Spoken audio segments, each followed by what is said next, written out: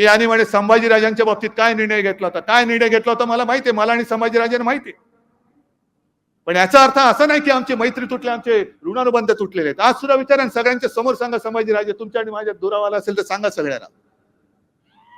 पण एक कुणकुण जी मला लागली होती ती, जसा तुम्ही तेव्हा माझा संजय पाडलात तसं तुम्ही त्यांना दगाफटका केला असतं तर पाप कोणाच्या माथी आलं असतं. आणि बरं धरून चला मी संभाजीराजांबरोबर चुकीचा वागलो असेल तर मी जाहीर माफी मागतो. पण संभाजीराजांबद्दल मी चुकलो असेल तर आज तुम्ही छत्रपती शाहू महाराजांबद्दल ती चूक जर मी केली असेल तर तुम्ही का करता, तुम्ही का त्यांना पाडायला उभे आहात?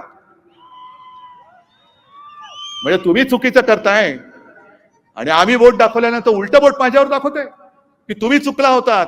अरे आम्ही खाल्लं असेल शेण पण म्हणून तुम्ही शेण खाताय. आज शाहू महाराजांबद्दल मला वैयक्तिक आदर आहे, त्या घराण्याबद्दल आहे.